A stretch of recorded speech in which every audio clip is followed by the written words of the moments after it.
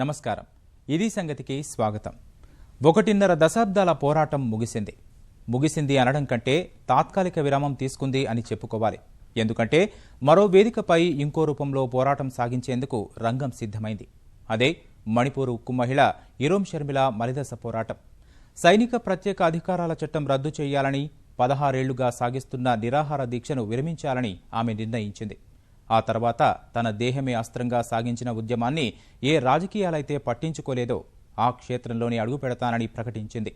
రాజకీయాలే వేదికగా చేసుకుని ప్రజా మద్దతు కూడగట్టి సైనిక ప్రత్యేక అధికారాల చట్టం రద్దు చేసేందుకు ప్రభుత్వాలపై ఒత్తిడి తేవాలని నిర్ణయించింది. దీక్ష విరమణ తర్వాత ఇరోం రాజకీయ క్షేత్రంలోకి ఎలా అడుగుపెట్టనున్నారు? ఆమె అనుసరించే వ్యూహాలేంటి?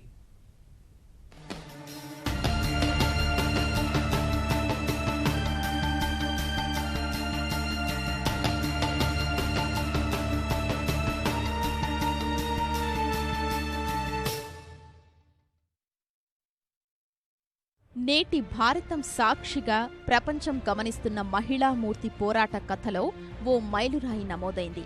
అహింసే ఆయుధంగా 16 ఏళ్లుగా పచ్చి గంగనైనా ముట్టకుండా సాగిస్తున్న పోరాటానికి విరామం పడింది.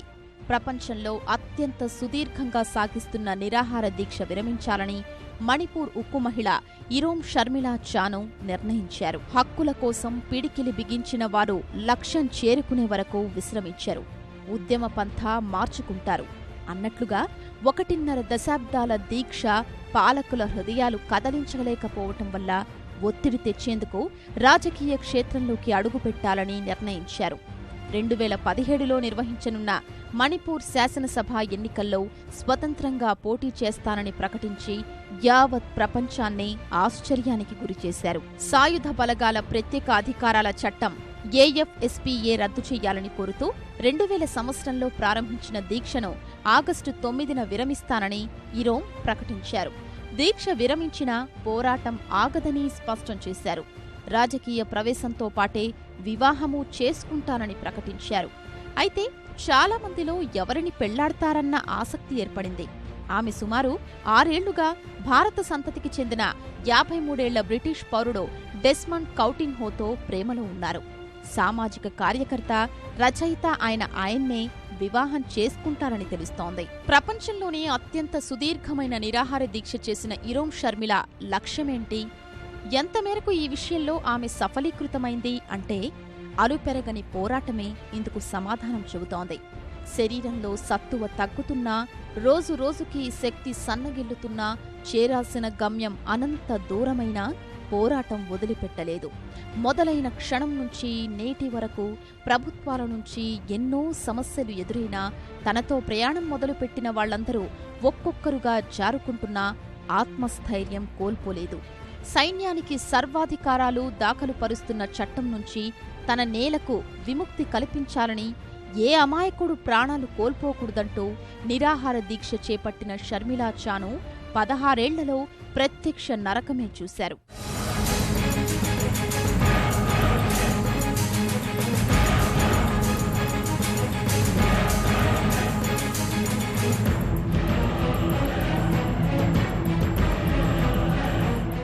నవంబర్ 2, 2000 ఇరోమి షర్మిల జీవితాన్ని మలుపు తిప్పిన రోజు.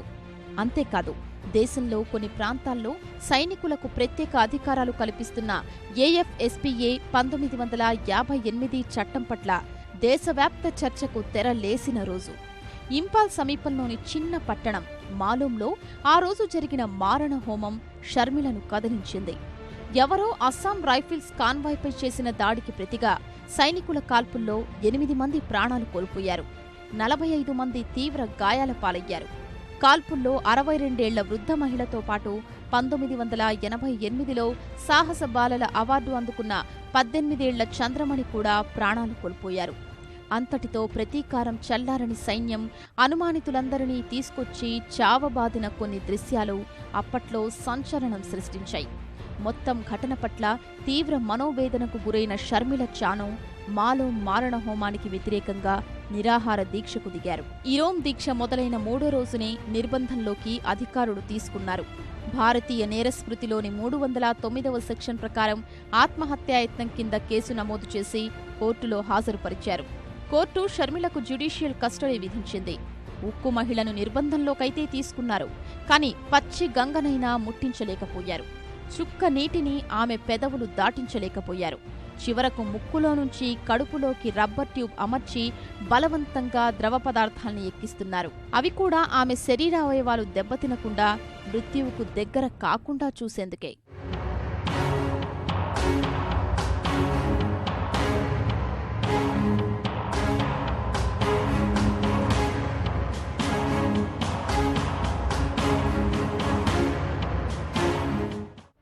మాలూం దారుణం జరిగిన రోజు గురువారం. చిన్నప్పట్నుంచి ప్రతి గురువారం ఉపవాసముండే షర్మిల ఆ రోజు కూడా అలవాటును కొనసాగించారు. ఆ తరువాత కూడా పచ్చి గంగైనా ముట్టలేదు. ఇలా 28 ఏళ్ల షర్మిలకు 44 ఏళ్లొచ్చాయి. కాని నాడు ఆమె ఎంత పట్టుదలతో ఉన్నారో ఇప్పటి వరకు అంతే పట్టుదలతో దీక్ష కొనసాగించారు. సాయుధ బలగాల ప్రత్యేక అధికారాల చట్టం రద్దు చేసే వరకు అన్నపానీయాలు తీసుకోనని, తల దువ్వుకోనని, అద్దంలో కూడా చూసుకోనని కూడా ప్రతినబూనారు. చివరికి తన తల్లిని కూడా కలవబోనని స్వయంగా కట్టుబాట్లు విధించుకున్నారు. 16 ఏళ్ల తన నిరసన కాలంలో ఆమె ఇంతవరకు తన ఇంటికి వెళ్లనప్పటికీ ఒక్కసారి మాత్రం యాదృచ్ఛికంగా తల్లిని కలిశారు. 2009లో తల్లి సఖీదేవిని అనారోగ్య కారణాలతో షర్మిల ఉన్న ఆసుపత్రిలోనే చేర్చడం వల్ల తల్లి కుమార్తెలు ఒకరినొకరు చూసుకున్నారు. వైద్యురాలు కావాలని కలలు కన్న షర్మిల పోరాటంతో ఉక్కు మహిళగా పేరు తెచ్చుకున్నారు. పోరాటం ఆమెను క్రమంగా ఒక మానవ హక్కుల కార్యకర్తగా, రాజకీయ ఉద్యమకారిణిగా మలిచాయి. ఆమె నిర్బంధంలో ఉన్నప్పుడు అప్పటి ప్రధాని, రాష్ట్రపతి, హోంమంత్రులకు చట్టాన్ని తొలగించాలంటూ అనేక లేఖలు రాశారు. ఆమెను కలిసిన ఎంతోమంది రాజకీయ నాయకులు చట్టాన్ని కొన్ని ప్రాంతాల్లో సడలిస్తామని, లేదా చట్టంలో కొన్ని మార్పులొచ్చేలా చూస్తామని చెప్పారు. కాని అవేవీ కార్యరూపం దాల్చలేదు. ప్రజా సంఘాల ఉదాసీనత, ప్రభుత్వాల పట్టించుకోని వైఖరితో దీక్ష పంథాను మార్చుకోవాలని షర్మిల నిర్ణయించారు.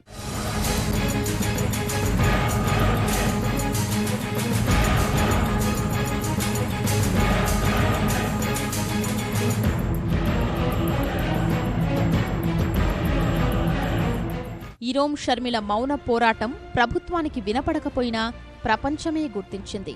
మానవ హక్కుల స్వచ్ఛంద సంస్థలు, ఐక్యరాజ్యసమితి సభ్యులు ఆమె భావాన్ని అర్థం చేసుకున్నారు. ఆమెను అనేక అవార్డులు వరించాయి. 2005లో నోబెల్ శాంతి బహుమతికి నామినేట్ అయ్యారు. 2007లో దక్షిణ కొరియా ప్రతిష్టాత్మక గ్వాంగ్జూ పురస్కారం ప్రదానం చేసింది. అంతర్జాతీయ మానవ హక్కుల సంస్థలు షర్మిలను విడుదల చెయ్యాలంటూ భారత ప్రభుత్వాన్ని చాలా కాలంగా డిమాండ్ చేస్తున్నాయి. షర్మిలను రక్షించండి అనే నినాదంతో పలు పౌర హక్కు సంఘాలు చాలా కాలంగా ఉద్యమం సాగిస్తున్నాయి. షర్మిల జీవితం, ఆమె పోరాటంపై అనేక పుస్తకాలు వెలువడ్డాయి. నా శరీరమే నా ఆయుధం పేరిట డాక్యుమెంటరీ తీశారు. ఈరోం షర్మిల ఇంతగా వ్యతిరేకిస్తున్న ఈ చట్టం ఉద్దేశమేంటి అంటే, సాయుధ బలగాల ప్రత్యేక అధికారాల చట్టం అస్సాం, మణిపూర్ను 1958లో పార్లమెంట్ ఆమోదించింది.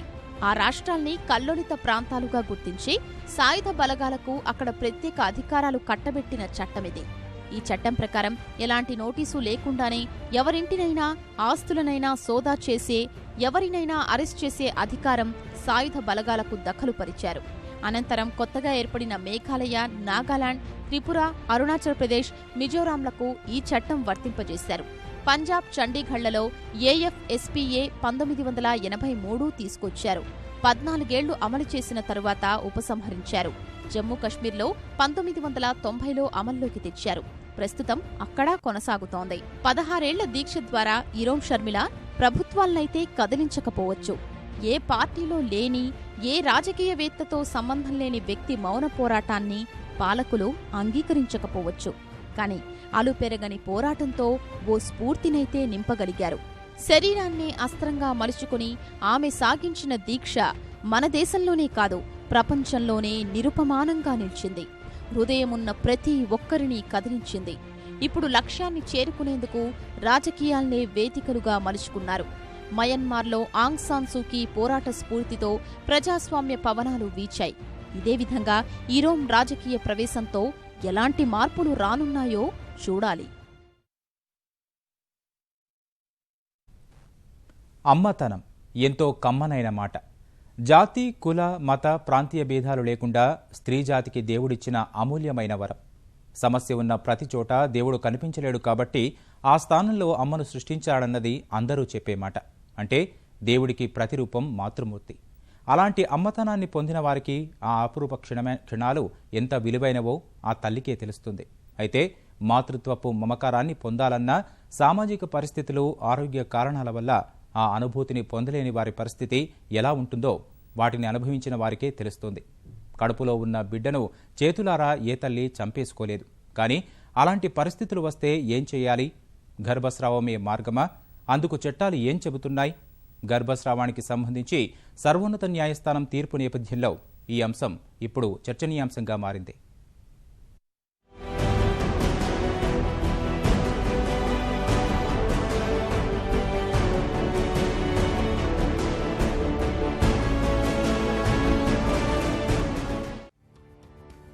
గర్భస్రావం ఏ తల్లికైనా పీడకల.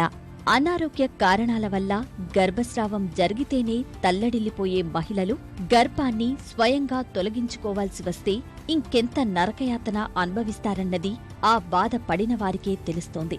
అయితే అనుకోని కారణాల వల్ల గర్భం దాల్చి తొలగించుకోవాల్సి వచ్చిన సందర్భాల్లో గర్భస్రావ వ్యతిరేక చట్టం కారణంగా ఆటంకాలు ఏర్పడుతుండటం కొందరి ప్రాణాల మీదకు తెస్తోంది. ఈ నేపథ్యంలో గర్భస్రావ వ్యతిరేక చట్టానికి లోబడి తాజాగా సుప్రీంకోర్టు తీసుకున్న నిర్ణయం ఇలాంటి వారికి ఊరటనిస్తోంది. చట్టంలోని ఒక నిబంధన కింద లబ్ధి చేకూరుస్తూ సర్వోన్నత న్యాయస్థానం ఓ అత్యాచార బాధితురాలికి ఊరట కల్పించింది. ఆమె గర్భంలోని 24 వారాల వయసున్న పిండాన్ని తొలగించుకునేందుకు అనుమతిచ్చింది.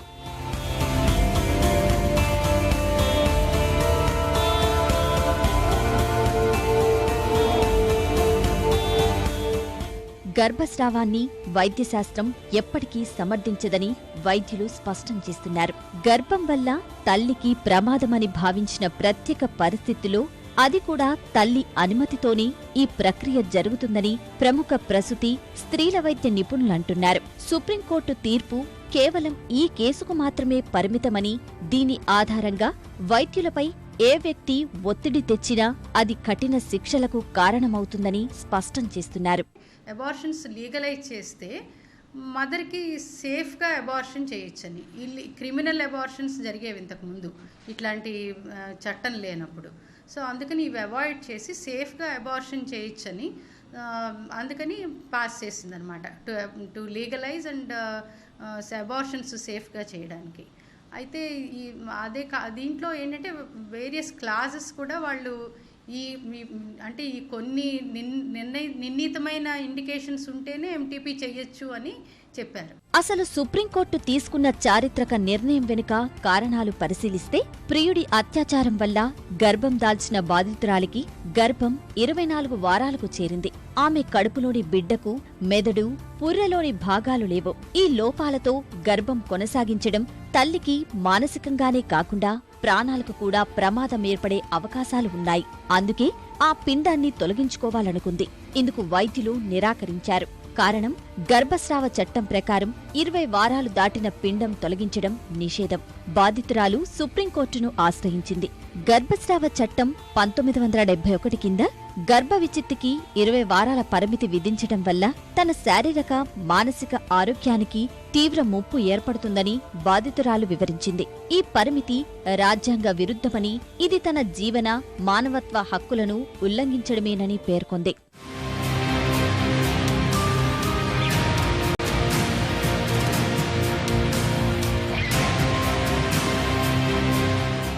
అంటేనే 20 వారాల ప్రెగ్నెన్సీ తీయడమే రిస్క్తో కూడుకున్నది కాబట్టి, సో ఇద్దరు గైనకాలజిస్టులు కలిపి చేయాలన్నది మాకు అక్కడ పాయింట్. ఇద్దరు గైనకాలజిస్ట్, ఒక గైనకాలజిస్ట్ చేసి ఇంకో గైనకాలజిస్ట్ కూడా సపోర్ట్ చేయాలన్నది పాయింట్ అక్కడ. సో 24 వీక్స్ అంటే ఖచ్చితంగా ఇట్స్ నాట్ సేఫ్ అండ్ ఖచ్చితంగా రిస్క్తో కూడుకున్నది. అండ్ మెడికల్ అసోసియేషన్ కూడా ముందు నుంచి 20 వీక్స్ వరే పెట్టుకున్నాము. 24 వీక్స్ అన్నది హ్యూమానిటేరియన్ గ్రౌండ్స్, మారల్ వాల్యూ ఇవన్నీ చూసి ఏదన్నా కూడా 24 వీక్స్ రిస్క్తో కూడుకునేది.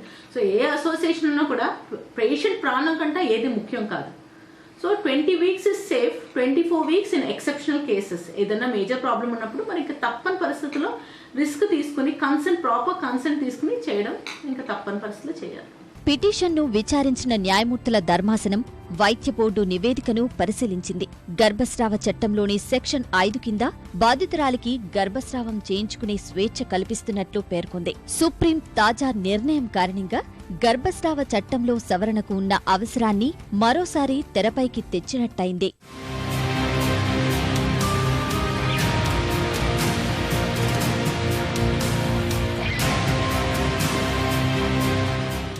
ఈ కేసులో తల్లి ప్రాణాలకు హాని ఉన్నందువల్ల గర్భస్రావ చట్టంలోని సెక్షన్ 5 కింద ఉన్న మినహాయింపు ఇక్కడ వర్తించదని కేంద్రం వాదించింది. ఈ కేసులో విస్తృత అంశాలు ముడిపడి ఉన్నాయని వాటిని విడిగా పరిశీలించాలని కోరింది. అయితే సుప్రీంకోర్టు నిర్ణయాన్ని తమకు తానుగా అన్వయించుకుని దుర్వినియోగం చేసేవాళ్లు ఉంటారని గర్భస్రావాన్ని వ్యతిరేకిస్తున్నవారు చెబుతున్నమాట.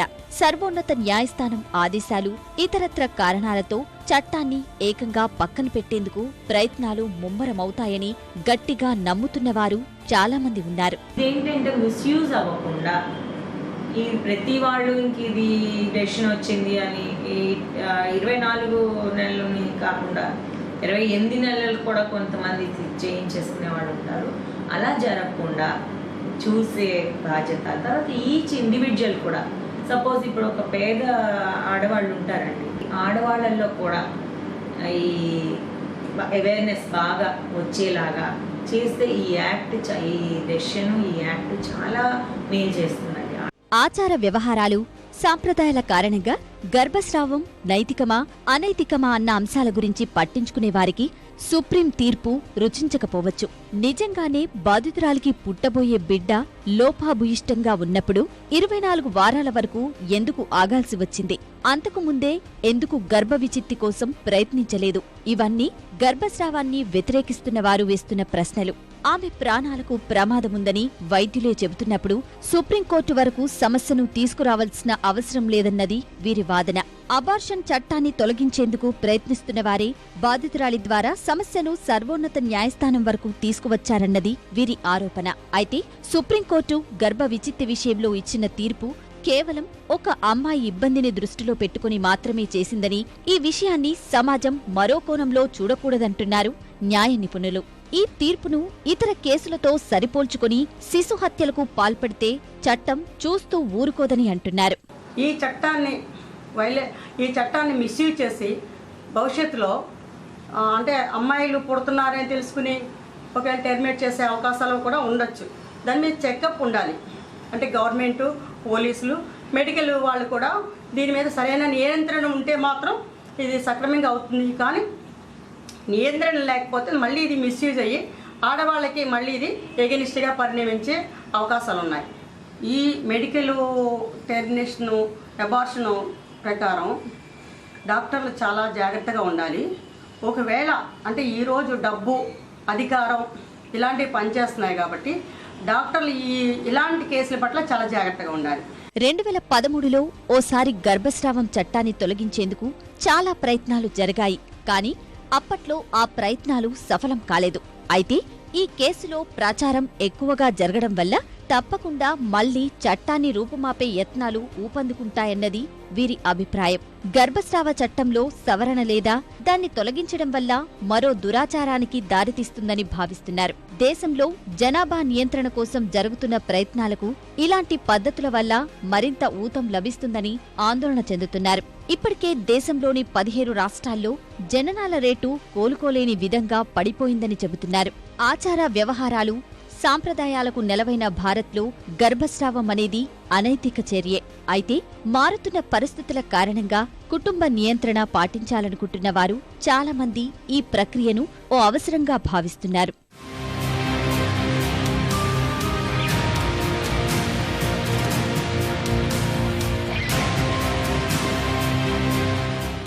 చదువుకున్న వారిలో చాలా మంది కెరియర్ కోసమో లేక అప్పుడే బిడ్డ వద్దనుకున్న వారు గర్భనిరోధక సాధనలు విఫలమైన సందర్భాల్లో గర్భస్రావం చేయించుకోవడం సాధారణం.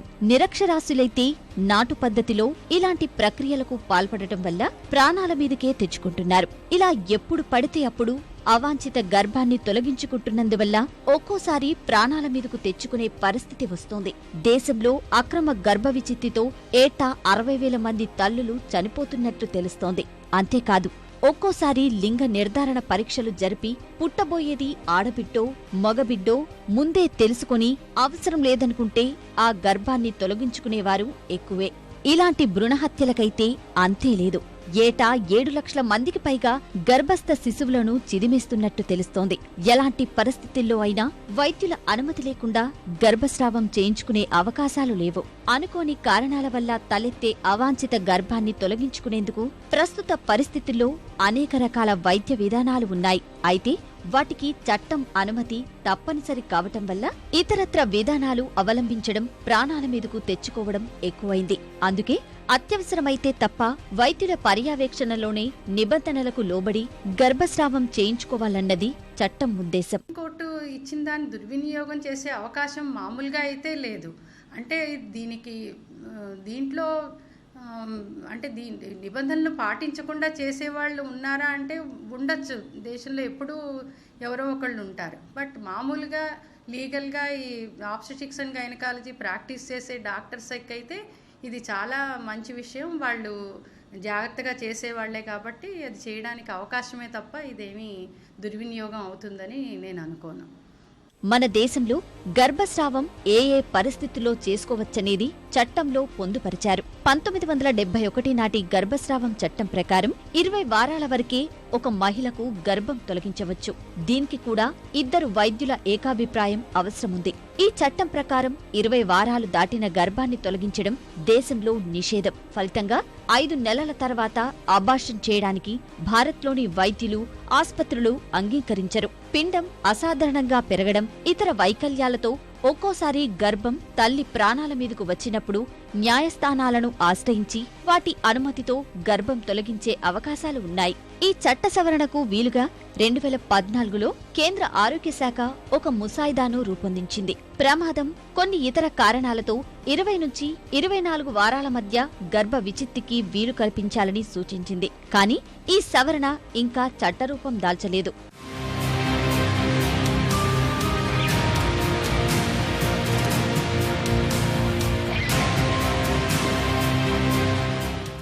మన దేశంలో ఉన్న చట్టం ప్రకారం 20 వారాలు దాటితే అబార్షన్ చేసే అవకాశం లేదు.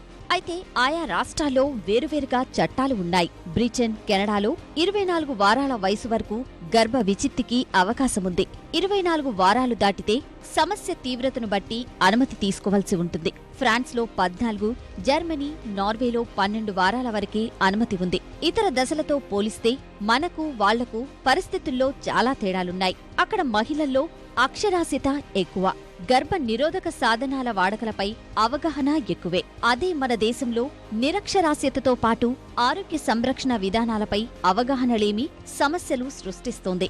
భారత్లో ఉన్న ఆర్థిక, సామాజిక పరిస్థితుల దృష్ట్యా చూస్తే గర్భస్రావాల విషయంలో మన దేశంలో అమలవుతున్న చట్టం మహిళలకు మేలు చేకూర్చే విధంగానే ఉందన్నది చాలా మంది అభిప్రాయం.